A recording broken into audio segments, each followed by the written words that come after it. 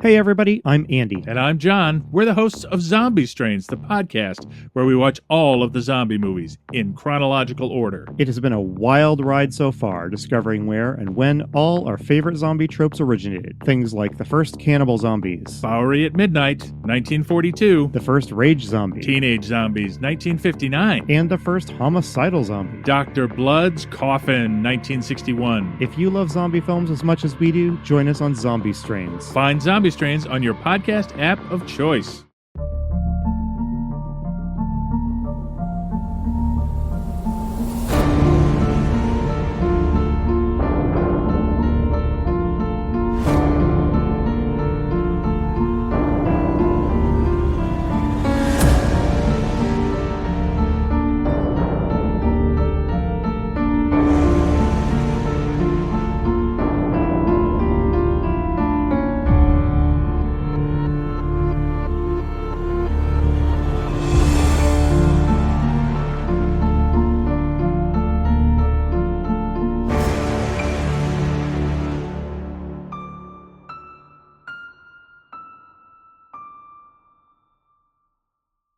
Greetings, travelers. Greetings, travelers. I'm silencing my phone. How are we all doing today? Because we're a professional show. We've We only are done such a professional show. I am wearing my I gotta go out and weed the garden shirt here. So, Yep. hashtag winning. So hopefully some of you are listening to this on your way to the Wasteland Jamboree in West Virginia, near in Sutton, Flatwoods area. And if you are, just remember you don't have Mr. Vegas out here. You got Mark and Erica's Eerie Radio. So we'll take you in and let you listen to spooky stuff. So we did a follow-up episode just a couple episodes ago for you to listen to about your cryptids and such. But To get prepared because and we discussed this on the Fallout episode, the currency used up there is bottle caps.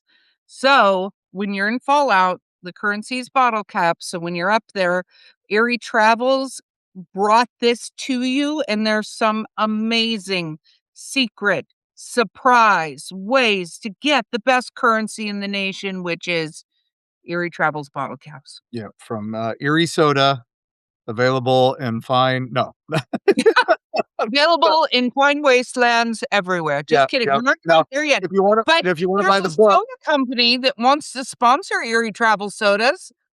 yeah, we'd be willing to talk to Jones Soda or any of those others that make the Mothman root beer or something like that. Some independent brewery wants to take us up on that. We'd be happy to. Yeah, because we could have the Erica's Nope, Yeah. and or get drunk enough to go in Nope, and then we Yeah. could also have Mark's. We'll see you on the other side, There which we I go. think have a high level of alcohol in it. Yeah, just knock you out. Yep, knock you out. And Mark's People epileptic show out seizure there. drink. Mark- I Mark's love it. absent seizure. You just doing? tune out. Huh? How are you doing? I'm doing okay. I've had some bad spells the last couple weeks. That's why we're still not on 2 episodes a week again, but we will be getting back to that. I promise. They're doing the things they do with me. So, brains are fun, gang. Brains are fun. Yes. And I realized we should have included this in one of our previous episodes, but me and Mark, with Bo down for the count right now, we hear from her frequently. She's doing a lot better, but nobody keeps us organized, which is a terrifying thing Yes. because we're terrible at it. And so we are going to include the link in our show notes. You guys need to sign up and save it. It is for the Firefly Festival in Cade's Okay, Code. it's already over. But It is. The reason I'm going to throw it is you guys pay attention, put it on the calendar. There's a limited window to sign up for the lottery for slots. They do 110 cars a day max, and then they cut them off. And so, yeah. It cuts off on the 27th, for which this is airing on May 1st. I So it's know. already I'm done. saying that we're putting it there for people to pay attention to next time. Next year. Okay, next year. Yeah, it's already over. So you missed your window. We don't. Sorry. Our listeners, that's okay. They're wonderful. Listen, Yeah. Mark is only a couple French fries short of this Happy Meal that he has right now. But The reason I'm saying it is because we always need to put travels in there. So this is a travel. You just need to put in the calendar for next year. Yeah, it's on Elkmont, the Elkmont haunted, abandoned ghost town on the top of one of the mountains. And they close it for this event because these synchronous fireflies only occur 2 places in the world in nature. One's here and one's in Romania. So you got a bit of a hike if you want to go to the other one. But they And close there it are off. vampires there. So Yeah, yeah, ghosts, vampires, decide. I love it. That's okay. We can be fun here. See, this is what yeah, happens when we spontaneously tell each other things. yeah. Yay. Mark, what are we talking about today? Well, it is May the 1st, so I thought we'd talk about Mayday. Oh, And what's Mayday? well, not dancing around the maypole and doing Morris dances and stuff like that. We've discussed that before last year, but I figured this Yes. one we'd talk about the universal cry for help. Mayday, Oh, which, ships in distress use the Morse code, yeah. SOS dot dot dot dash dash dash dot dot dot. Um, however, there was this rising use of voice radio communication in aviation. It was a lot easier than wearing the headphones going, "Da, da, da, da, da." You can't do that while you're flying a plane. So they realized spoken word was needed. It was also quicker. Uh, so they needed a word. Now, this life-saving word goes to Frederick Stanley Mockford. He was a senior radio officer at London's Croydon Airport in the early 1920s, and he was tasked with finding the term that was easily understood and pronounced, particularly for pirate pilots from the ground and from different nationalities. So Okay. much of the air traffic at that time at Croydon was going to Le Bourget Airport in Paris. So he tried to find a phonetic equivalent of the French phrase, which is Mayday, which is a short form of Venez Mayday, which means "come help me." So he chose the word for its clarity and ease of use, and French and British, Mayday. And that's where we get the Oh, term. wow. Now, it was introduced sometime in 1923 for cross-channel flights, and it became hugely popular. So by 1927, the International Radio Telegraph Convention in Washington, D.C., which is nice to know that was going on, was adopted as Mayday as the official radio telephone distress call, adding to SOS from Morse code. And Oh, it wow. they did come up with a rule that you had to repeat it 3 times so people didn't think about dancing around the maypole and Morris dancing. So Mayday, Mayday, Mayday differentiated it from just mentioning, "Oh, we're going to a Mayday festival." So I think that is hysterical that that came up. And I'm willing to bet when it was first started, it didn't come up. And then somebody went, "Oh, we're going to a festival." And then they had to go, "No, literally, we're crashing." yeah, That's what's yep, happening. exactly. So the Mayday call has been the precursor to some of the most daring and impossible rescues and some giant missing cases. So I thought we'd go into those today and give you a trip through maritime and other things, just disasters. So, and maritime and planes and a strange disappearance, which we'll get to in the second half. So, Okay, I all like right. that. And, one of the things I think we could do, because again, we were told to include travels, is Mark is going to throw a few links to different avionic museums in the show notes. So if you want to go see some of the planes and stuff like that, we will put links to some of the places you can go, not the ones that disappeared, because, yeah, that's They're probably not a good idea. Let's not go where they are. But some of Next. these, yeah, our plan is to include some places you can go visit for this. So, all right. Yes. The first one we're going to go to is 1913. Kind of predates May Day, so it's still an SOS, but I thought this one's such a crazy story, we kind of have to talk about it. So, and this was the LC Waldo. There was, so it's early November 1913, and this meteorological monster shows up. Right? 2 colliding storm fronts hit over the Great Lakes, and they wind up calling it the White Hurricane. So, Wow. So the Great Lakes, like the Michigan, Minnesota yep, area, Great Lakes, yep. and 2 like storms. Wow. Edmund Fitzgerald territory, which we talked about in our Death Songs episode. So this Yeah. predates that by a number of years. So, this 470-foot steamer, the LC Waldo, she was loaded with iron ore, bound for Ohio. Sounds familiar, just like Edmund. While it was crossing, the captain, John Duddleson, he was a seasoned mariner and he tried to get the vessel to safety. And it was a fight for survival right off the bat. So the ship was just brutally punished. Okay. Ready for this? Midnight, November 7th, a monster wave obliterated the forward pilot house. It swept away the compass, the steering wheel, and the wheelsman. So Captain Duddleson and his first mate only survived because they dove into a hatchway right as the ship went dark from the wave. Wow. So they had to make a makeshift cockpit. They jury-rigged a desperate solution. They retrieved a backup compass from a lifeboat. And for 2 hours, he steered using the auxiliary wheel by the light of a dim oil lamp. That's crazy. That is, survive. We watch, The World's Deadliest Catch, and but imagine without all that technology. Yep. Trying to survive something like this. Yep. So 2 a.m. November 8th, a second rogue wave comes through and smashes the LC Waldo, completely ripping away its rudder. And so they had no way to steer. The ship was left at the mercy of those 70-mile-an-hour hurricane winds, and it just pushed it right towards the Kennesaw Peninsula.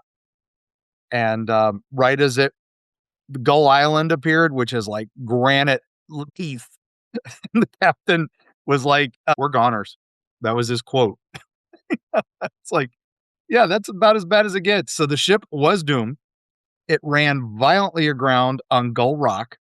Its hull split right open in the middle. So, fearing the stern was going into deep water, he made the counterintuitive but brilliant decision to deliberately flood the vessel. And this wedged the front half onto the rocks. And he ordered all 24, there was including 2 women and a dog here, to take shelter in the forward windlass room. And so we have a 90-hour battle against the elements where they are trapped in this icy tomb. So they have no power, no heat. The chief engineer, a guy named Albert Lemke, he devised an ingenious life-saving device that saved everybody.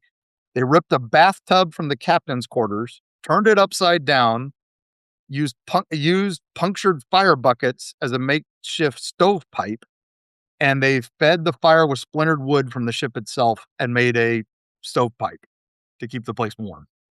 Wow. Right? Wow. Okay. So the captain, Duddleson, he implemented strict protocols to stave off hypothermia and panic. So he had the crew members wait their turn by the fire and ordered to exercise to maintain body heat after. And then those who refused were just barred from warmth. Sorry. You can't do this. You can't share. You can't exercise after. You don't get any fire. They had almost no food supply. They had like 3 cans of peaches and tomatoes. And while they're doing this, the ship is being encased in ice, thick layers of ice. Wow. And they're just stuck inside. So at one point, a steamer, the George Stephenson, spotted the Waldo's distress flag, which predated SOS, predated Mayday, and they But launched a it wouldn't matter if you were screaming Mayday at that time anyway. No one would hear you. And you have no power, no nothing anyway. So they immediately launched a mission. So they had 2 men, 2 U.S. life-saving service stations. This was Eagle Harbor and Portage. And they have this great motto, which is, you have to go out, but you don't have to come back. That's a heck of a motto. So these guys are brave as the hell. motto, all right. I don't know how I feel about that motto, but it's These a guys are motto. brave as hell. They're going to do anything to try to help anybody. All right. So the Eagle Harbor's crew, they attempted in a small boat, and that almost ended in disaster. They were beaten back, and they were so entombed on ice on themselves that they had to be chipped out of the boat with axes. So they launched a repaired 34-foot boat, and then they set out again on that 30-mile trip. And now the Endurance, they came out and said the lake was impossible, impassable. So the Portage crew took an inland waterway route, the safer path, and they drove nonstop 80 miles through freezing spray and towering waves and got there. Wow. So after 4 days on the brink of death, the ice-covered crew of the LC Watto spotted a ghostly shape emerge from the blizzard, and it was a rescue boat. On November 11th, 3 days after the wreck, both crews arrived at the frozen ship almost simultaneously from different directions. And the Eagle Harbor guy, John Beck, risked his life by leaping onto the ice-covered deck in nothing but his wool socks because he knew that would have better grip than any of the shoes he had at the time. Wow. And now the body of the LC Waldo had been sealed shut by tons of ice. So they had to chop through from both sides with axes to get the human cargo out of it. Wow. Yeah. But I mean, this is a great harrowing story, terrifying. Yeah. And I can't imagine going through 90 hours and maintaining your, I would say maintaining your thought that you're going to survive this. I mean, how do you not get overwhelming despair? Yep. And the lifeboats couldn't tie up to the boat because of the dangerous rocks. So they had to time their approach every time there was a swell. And as each wave lifted the rescue boat, one member would have to jump, hoping to land safely on the deck. Wow. Crazy. Now, miraculously, all 22 crew members, the 2 women and the dog, successfully evacuated. Wow. That's Yeah. well done.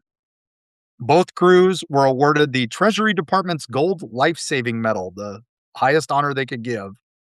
The ship itself was not done. It was salvaged, rebuilt, and sailed under new names until 1967, when, in a fittingly dramatic end, it broke loose from a tugboat and sank off the coast of Italy. Its wreck is a popular diving spot to this day. Well, at least it's not haunted. No, it's a world traveler too now, man.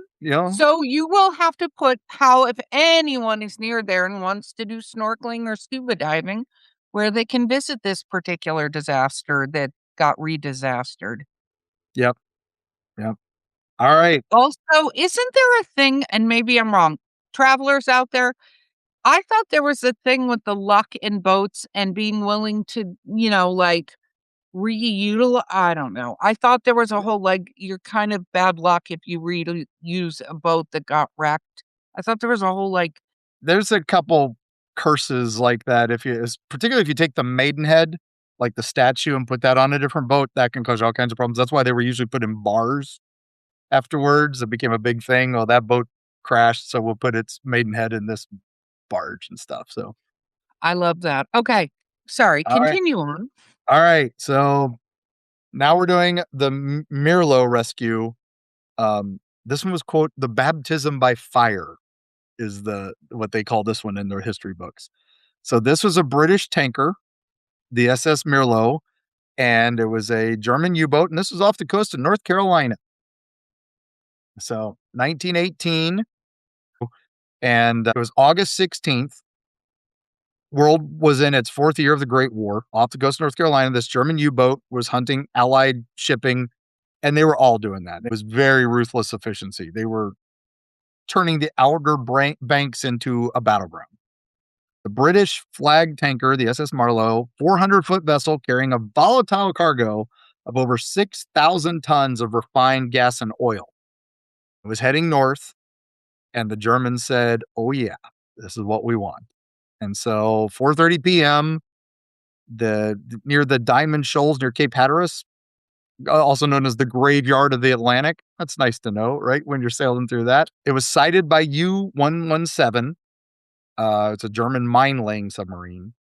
They didn't have many torpedoes, so they only fired one, and it hit the tanker right amidships. and it ruptured the hull and ignited all that cargo instantaneously. Giant column of thick black smoke spiraled miles into the sky. So the ship split, gasoline going across the water all over the place, rapidly expanding in this oil slick. Within minutes, the sea is just a sea of fire, solid sheet of orange and crimson and flames just shooting into the air. So some of the survivors have been blown overboard with the explosion, and they were swimming in burning hell. And there were small patches of water not consumed by fire, and they would just try to get over that. Of the crew's 51 members total, 9 were killed instantly in the blast. Yeah, but I'm gonna say that there is the survivors, and then there are probably the people that ended up getting burned to death. I would rather, if anything like that was to happen to me, I'd rather it be instantaneous than a slow, painful burning alive. And surrounded by seawater. So, Yeah. so from the shore, this guy, Leroy Midget, of Life Saving Station, he saw the smoke and he's like sprinted up the tower and he saw the 3-masted distress signal, which is again predates SOS, predates Mayday. But he's like, all right, so the alarm was sounded down there.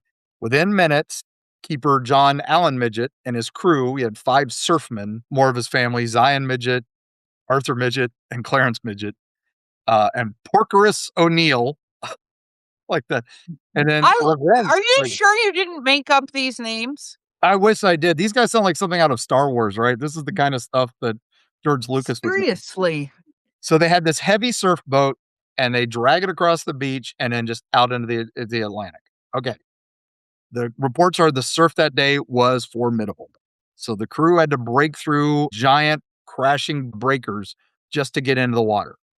This required perfect timing, and nerves of steel, man. I could not do that. So once clear of the shore, they rowed right out towards the burning wreck. It's 3 miles. So as they drive closer, it becomes clear how crazy this is. It's just flames everywhere. And we're in a wooden boat sailing right towards. So I don't love this. all right. So the Merlot had broken into 3 sections. Now, each section was a separate fire, and fuel was still leaking from all their tanks, feeding the fire. And even as they got close, the paint on the boat started to blister and peel. They weren't even within striking range. And the air is like thick with, can you think of that? Like toxic smoke, acid, these breathing. It's just going to sear your lungs right off the bat. And you guys aren't even in the wreck. So he figured it out. The guy, the keeper, he's all right, let's take advantage of the shifting winds. We're going to go windward. And then they see this narrow corridor where the smoke is blowing, but there's a path through the oil. Again, just. I would not like any of these jobs. Yes. Yeah. I would hard pass on any of these jobs. I will go be a gardener. Yeah. So they have to get in. They know they're going to have to cross through a few walls of flame. So they soak their hats and jackets in the seawater. And then they wrap spare clothes and handkerchiefs around their faces to filter the burning and stuff. And also, they were doing it to keep their eyebrows and beards from igniting. So, smart thinking. They used their oars as kind of like makeshift shields to beat back the burning oil.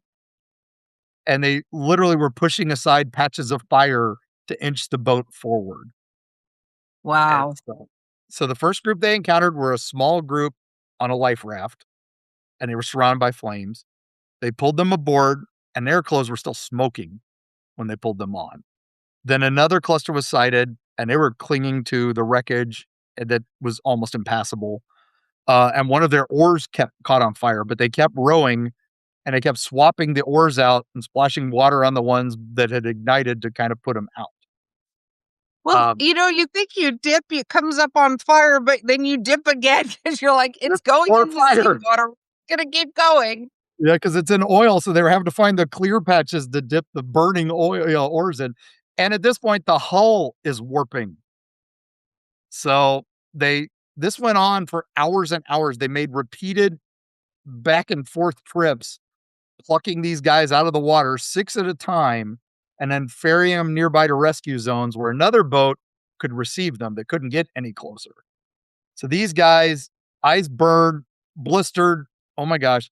By the time the sun sets, his crew had personally saved 42 of the 51 men. Wow. Wow. They were all injured, exhausted, but not a single one of those guys got lost. So, Well done. Well done. I do not want to go through that experience. So oh my gosh. Yeah, I can't. It's incredible, right? So, it is phenomenal. Just, how to do these rescues. That's amazing. Is this another shipwreck people can go dive at?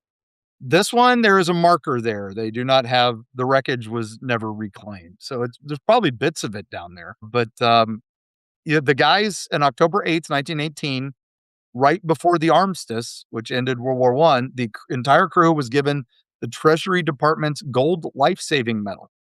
It's the highest peacetime honor you can get at sea. And they were cited for extreme and heroic daring. That's you can't give that enough words, man. Those guys were No, I was gonna say, I can't imagine, it's interesting when you look at, like, okay, going to a house fire to save people. I mean, you have to do it instantaneously, but the fact that they had the forethought to go, "You know what? Why don't we just jump into the ocean, come back up. We'll be soaking wet. We'll be ready to do this." Because I think one thing people don't think about is if the fire's still ongoing, even on the ocean, right? Who've yeah, never seen this happen, you have to keep because it dries from the heat. So you have to keep getting things wet again because they dry. And none of this was made of like steel or other things, though that would be like a giant frying pan in the middle of this. I mean, yeah, it's made from wood. Like, yeah. I mean, it's and wood, the I'm wood is promise me, warping. Yeah, burns. yeah, yeah. Wow. Yeah, That's burning to amazing. That death is an in amazing the story. ocean. Yeah, burning to death in the ocean. It reminds me of the old IT Crowd episode where he was trying to figure out how his girlfriend's family died in a fire at Sea Parks, which is like SeaWorld. Yeah, Yeah. did that happen? No, Oh, that's something that I wonder about. But yeah. anyway. All right, all right. Well, we've got a couple more, and the strange, mysterious disappearance after the break.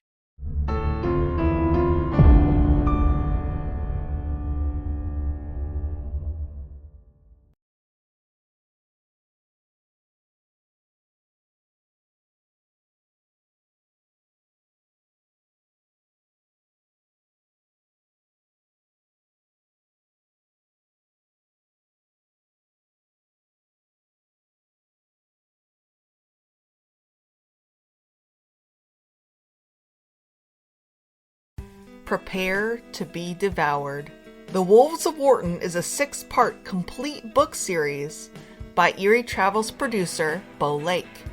It has been called dark and visceral, steamy, dramatic, and a fresh take on the werewolf mythos. If you like action, adventure, a large serving of body horror, and some steamy relations, the Wolves of Wharton series is for you. Pick it up wherever books are sold or at linktree.com/bow__lake.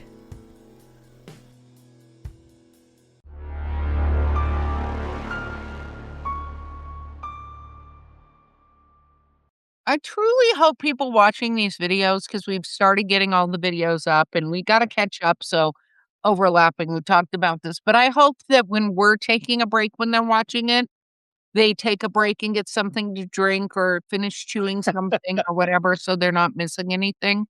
I love that idea.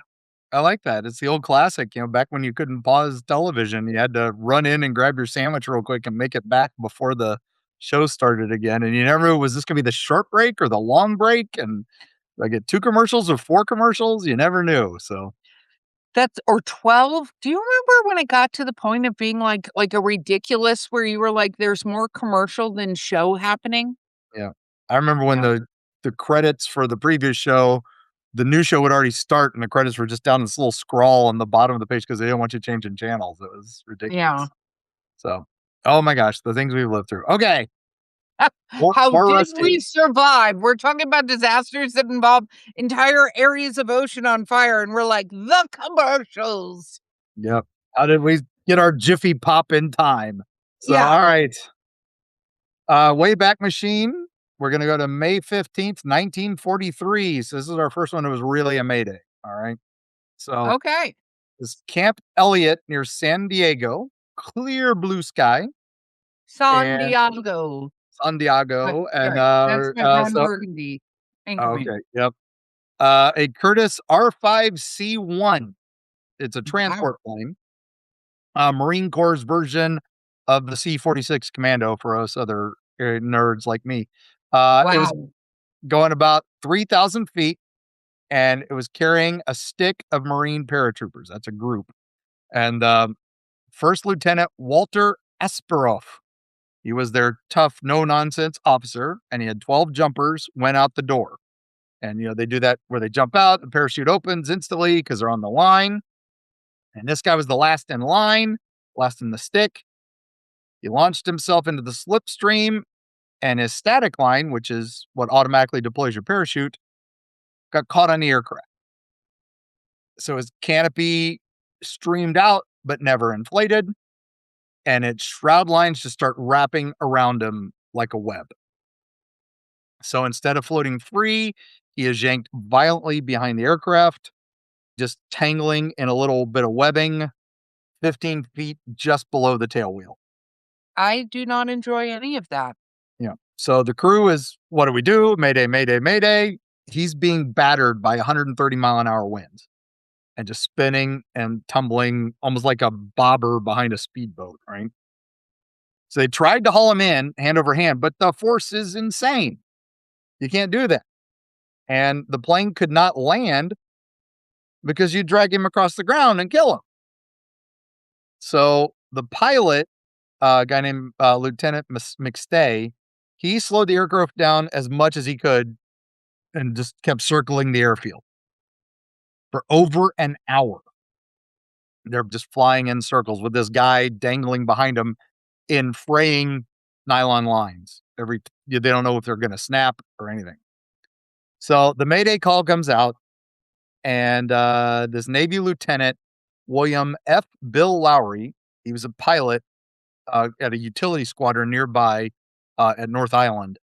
He heard that call and ran out to the flight line. And he commandeered a Grumman J2F four-duck, which is a single-engine amphibious biplane. He grabbed an aviation radio man named John McCann. He says, "Come on, you're coming with me." He's like, "I'm not this. Come on, I need a crew." So they figure it out on the way. He's like, "Okay, I'm going to fly the duck under this paratrooper. You're going to climb out onto the wing and grab him and cut him free." I bet he told him that after they had taken off. Yes. Because I'm like, he's like, "Hey, I need your help right away. Get in the plane." And I'd be like, I'm sorry, can you teach me how to fly like right now? Because I don't want to get out of the plane. We swap. Can we just Yeah. trade these? So Wow. Lowry is an amazing pilot. He lines up right at rescue altitude, matches airspeeds. Now remember, this is way before the way we do it now, trying to fuel tankers and stuff like that. That's still dangerous to this day. We do it all the time. So he's the duck right underneath him, and you see he's just twitching, the guy. So he's not well, if anything else. So, and the wind is still chaotic. Turbulence is crazy, and that's even worse because it's coming down from the big plane onto the little plane. And he held it. He held the biplane. And so the duck climbs. So he settles in. So McCantis unbuckles his harness, opens the canopy, and just steps out onto the lower wing. Oh my gosh. Inching forward, he's holding onto the struts. This is right out of a pulp movie, right? It's Oh just, my gosh. I'm like, you guys can't see me if you're just listening, but Mark will tell you I'm like riveted. If I had popcorn, I'd be eating it. yep. So he grabs the shroud lines and he grabs his limp form and he's just wrapping his arms around his legs and torso and he's semi-conscious. So he's got multiple fractures. He can't help at all. So this is where it gets crazy because it's already crazy. What do you mean this is One, where it gets crazy? this is at the perilous moment here. So he's got Okay, one 'cause arm I'm clutching. already not doing any of these jobs again. Go ahead. So wind's blowing past. He's got one arm clutching the guy. He's using his other hand to try to balance himself, but he has to get the knife out to cut the ropes. So he pulls it out from his jacket while still trying to use it. And he's having to do this arm wrench around the struts to cut the ropes. And he's sawing through nylon. And then every time he cuts one, whoosh, it's whipping at him and at 130 miles an hour. So he finally cuts the last cord and then it's dead weight onto him. So pilot suddenly heals that extra weight and he's got to keep the plane steady because otherwise they're going to tumble off. But they got the unconscious pilot into the cockpit. He sits him down in his lap.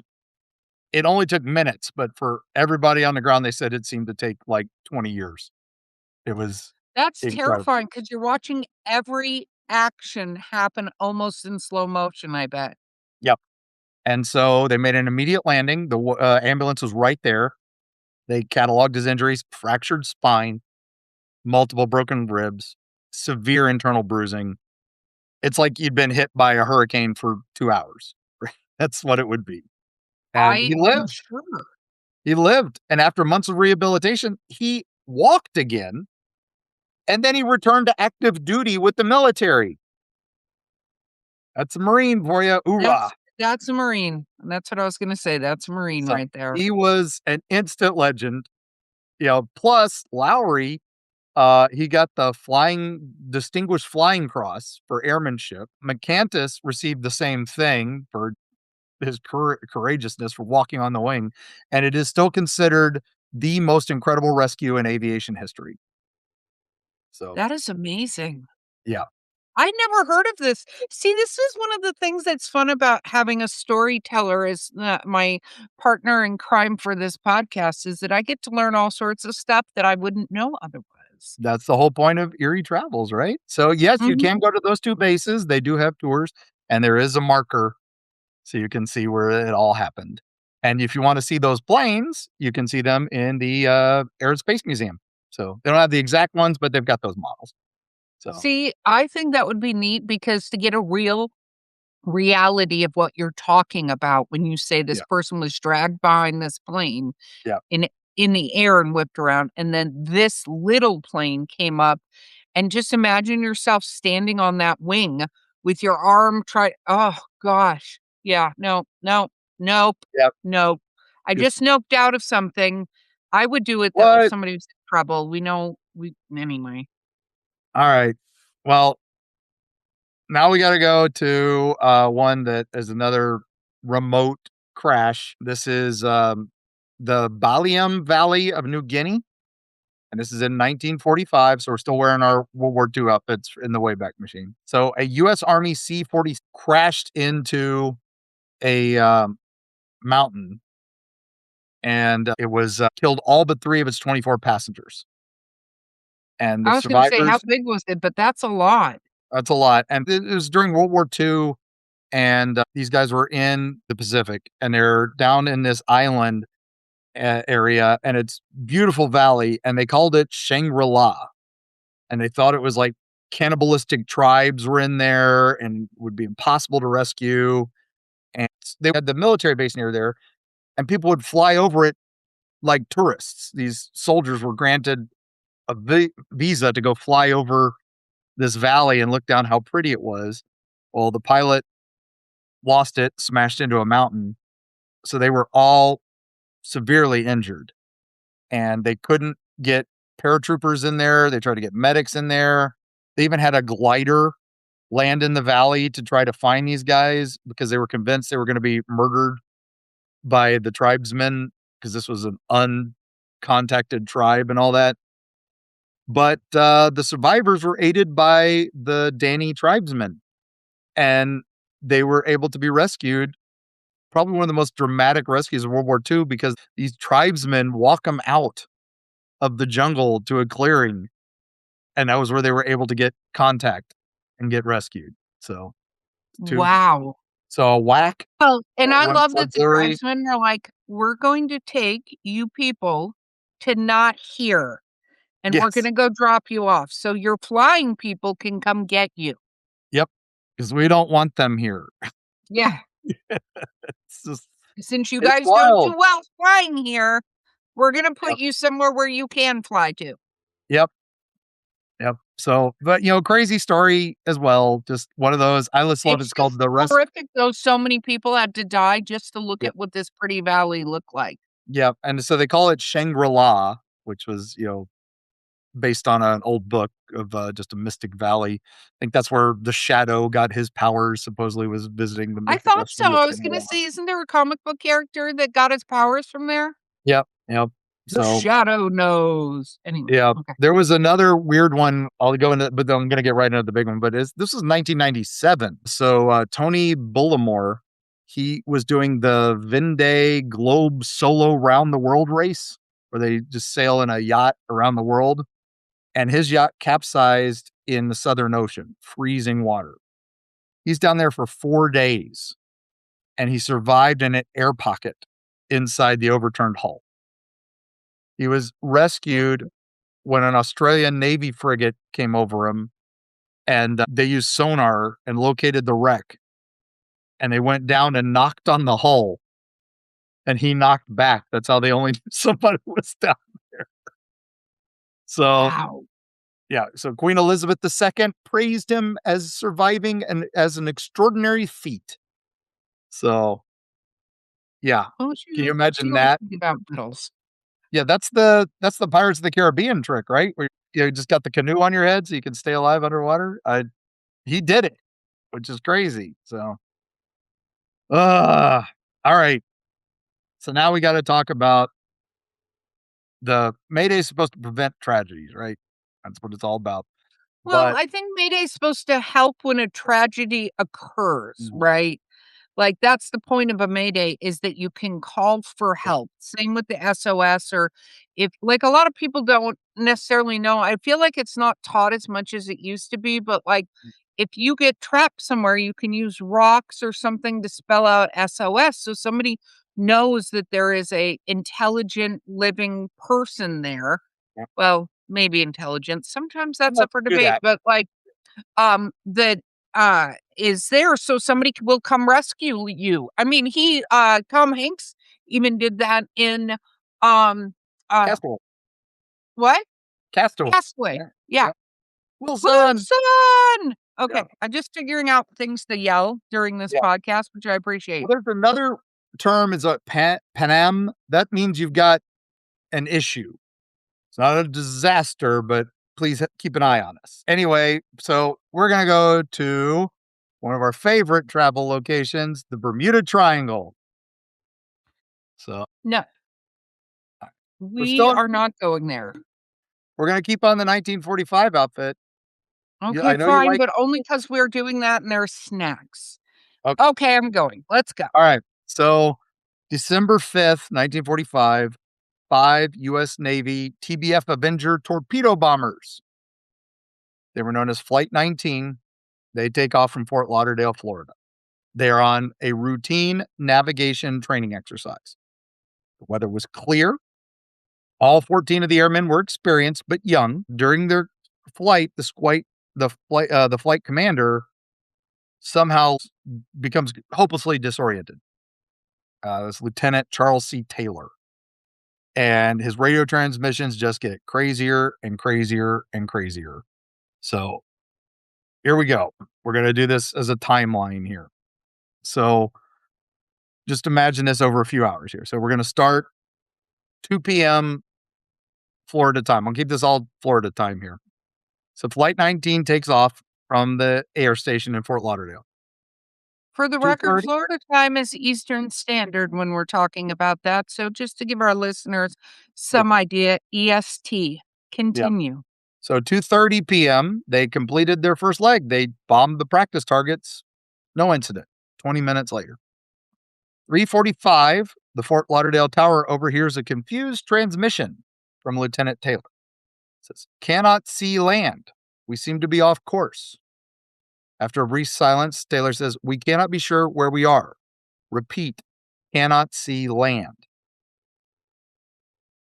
5 minutes later, 3:50, all contact is lost for 10 minutes. When it resumes, they hear this unidentified voice saying, "We can't find west. Everything is wrong. We can't be sure of any direction. Everything looks strange, even the ocean." Okay. 4 p.m., Taylor reports his visibility at 10 to 12 miles. And he says, "Mayday, Mayday, Mayday." The flight's radio transmissions are now being intercepted, and rescue units are trying to figure out where to go. So once you hear that, it's on. So Taylor radios to ask a nearby flight instructor, a guy named Lieutenant Robert Cox, for assistance. He says, "Both my compasses are out, and I'm trying to find Fort Lauderdale. I'm over land, but it's broken. I'm sure I'm in the Keys, but I don't know how far down." So based on this, he's convinced he's over Florida Keys. Which is south. And that is not where he thought he was, correct? He thought that's where he was, but No, I'm now- saying, but that's not where he thought he was supposed to go. Be- And then right. suddenly thinks that he's over the Florida Keys. Okay. probably over the Bahamas. So he's made some critical navigation errors here. I was So- just going to say he's not over the Conch Republic.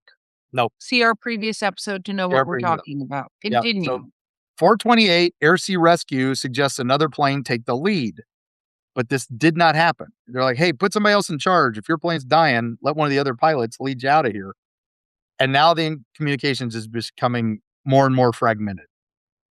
So 431, he radios Port Everglade, noting one of the other pilots in the flight thinks if we went 270 degrees, we could hit land. So 445, he reports to the tower, "We are now heading 30 degrees for 45 minutes. Then we'll fly north to make sure we're not over the Gulf of Mexico." 5:15. Okay. Taylor contradicts his previous plan, saying, "We are flying 207 degrees west until we hit landfall or run out of gas."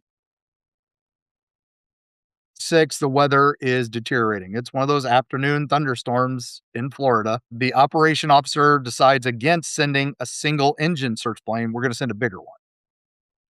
So 5:50 p.m., multiple radio directions finding stations triangulate Flight 19 as north of the Bahamas, east of Florida, within a 100-mile radius.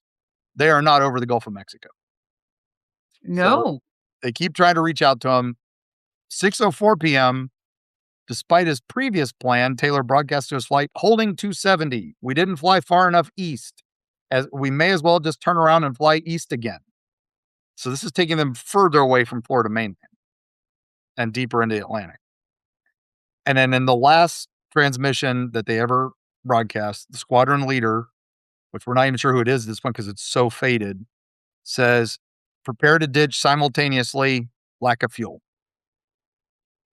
So Flight 19, all 14 men gone, no trace. Wow. Right. That's one step. Step 2, the Navy immediately launches a massive rescue operation. 7:27 p.m., only an hour later, a Martin PBM-5 Mariner flying boat has 13 crew members. It takes off from the Banana River, which is now Patrick Space Force Base, and they're out to search for Flight 19. 7:30, it radios its home base. Mission is underway. We're over water. It's never heard from again. Disappears. Wow. So 7:50, the only thing we have is a tanker off the Florida coast reported seeing an explosion in the sky pretty close to where the Mariner should have been. So the Gaines Mill, that's the boat, said they saw a ball of fire and assumed an aircraft had been destroyed in a violent blast. So now, with all 13 men aboard that being lost, the total number of people who've disappeared this day is 27 now. Wow. So a naval board looked into this and they were convinced that it was very blunt. Lieutenant Taylor's pilot error for the disaster. He probably confused the Bahamian Islands for the Florida Keys after his compass malfunctioned. So they ran out of fuel, ditched into rough seas. The PBM's loss was attributed to a mid-air explosion, probably by a leak of gasoline fumes ignited in the bilges. It has happened on that model before. So they decided to list the cause as cause unknown to avoid publicly blaming Taylor for the loss of 14 men and 5 aircraft, right? So because of that, lots of people have been saying, "Oh, it's the Bermuda Triangle. Oh, it's this craziness," because they said cause unknown. So where is the Bermuda Triangle? All right, it goes from Bermuda up to the Caymans and then down to Fort Lauderdale and across. So it makes this big, giant triangle, and there are lots of disasters and strange things happen out there. That's also an area with a lot of freak waves, rogue waves that hit. That's also an area with some magnetic anomalies. There are compass issues. It's a common thread in all the 20th century Bermuda Triangle tales. And, compass variations can be affected. Now, one of the geological theories is that it was methane hydrates, which make that frothy ocean, and that can sink boats. So that's what a lot of people think of that. But the human error and equipment failure is probably the main reason. Taylor wasn't even supposed to be the teacher on that flight. It was another guy, but he got too drunk, so he put Taylor in charge, and so Taylor was doing it, but he only had a little bit of experience leading. So, Wow. and of So, course, but that's like 27 humans lost. yep, and no wreckage from any of them. They never found the Mariner's wreckage. They even kind of know exactly where that was. No wreckage. Flight 19, no wreckage anywhere. People have searched all over, and every time some discovery is found, it was too far west, and they found modern wreckage that was some other plane that they didn't know was missing on the floor. Wow. So, uh, yeah, it's there's a great book called "They Flew into Oblivion," and I think the guy's last name is Quasar of all things, who wrote it. But he's saying it's a probably somewhere in a Florida refuge like area, like deep in the Everglades where they crashed. Because that's what he thinks. Because he thought maybe they were heading he triangulated their path as best he could, and he thinks they were going east, so they would have hit the Everglades right at the end of their fuel. So now a lot of crazy stuff. We always go back to Amelia Earhart, just 8 years before Flight 19. She disappeared. Didn't they find Amelia Earhart recently? That still has not been confirmed. It's just, we're pretty sure she opened up in the crash. Opened somewhere in the ocean. So that's open ocean, the only real explanation. But there's the castaway theory that they found her on an island and she lived there, which it was called Gardner Island. I think it's Nicamaro now. Wow. Partial human skeleton was found, but that skeleton's been lost. So who knows? It's the Marco Island. Interesting. We'll do a whole thing on her maybe one day, but for finale here, so there is one more thing you got to say on the radio. If once you say Mayday, Mayday, Mayday, and then you've gotten in contact with somebody and you're trying to figure it out, and everybody's you want to clear the airwaves. So you say silence Mayday, which is, French pronunciation of silence, kind of. And that means this channel can only be used by vessels and authorities involved in the distress. So do not use it for any normal traffic. Silence Mayday. Now, when you're done with that, you say silence fine, means, okay, we've got it. Situation's under control. You can do what you got to do. Yeah. Yeah. Now, they really aren't really in use anymore, but some people still use it because it's safety. It's still you transmit different codes now, but, yeah, it's still the aeronautical equivalent of, Mayday, Wow. Mayday, Mayday. So, Look at all this stuff I learned today. I had no idea. yeah, so, I mean, we're talking resilience here, man. It's what we gotta do. So, alright, Erica, what trips are you planning from this? I am planning on staying home. No, just kidding. One of the things that I find really fun is when I do go to a new place or a new town, one of the things I do like to look up is the history museums that they have there and where are their markers and stuff because I think, you're uh I don't wanna say a fan because I feel like that wording is weird, but I know your interest in history and, like, historical battles and stuff like that is I have to repeatedly in our books tell you to stop talking about the Civil War 'cause the books could be called Mark describes his love of the Civil War through travels. We could change Yeah, the whole series. But, I think that I would be interested I actually am interested to go to the Bermuda Triangle, but I've been so afraid of it since I was a kid oh, yeah. because of all of the, rumors and thoughts around how dangerous that area is. But Yeah, I've and always been curious. yeah, same. I mean, I grew up with that as In Search Of and, Edgar Casey and Fantasy all those guys. Island? Welcome Yeah. to Fantasy Island. Yeah, yeah. So, smiles, everyone, smiles. Man, we're old. We are But so old. If you're listening and don't know who that was the amazing Ricardo Montalban, who had one of the best voices ever. But that was a really fun, interesting show, and, he was also Khan. So, yeah, there's our I love the coming back episode. for a Star Trek reference. I love the episode where he met the devil and it was Roddy McDowall. So, you can't go wrong with that. So, anyway, yeah, great show, great fun. All right, gang, you've got some travels for this. We'll put the links in the show notes for where you can go visit the wrecks and the markers.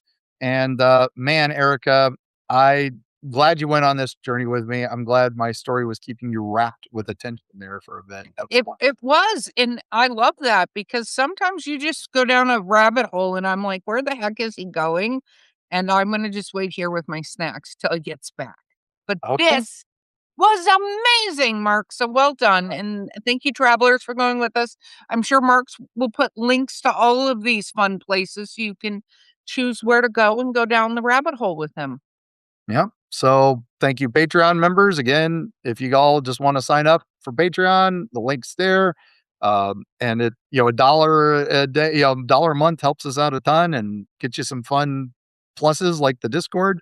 And we appreciate all the people who do that. But man, so we've got extraordinary rescues, even willing to save one single life. We've got some disappearances that are still holding their secrets, but they keep us looking back. We keep searching, and all this came from an anglicized French phrase born in a London airport, and it's just this system of courage and salvation. And you hear that word, you drop everything to help who you can. I think that's just the most powerful thing I can think of. And we'll see you on the other side.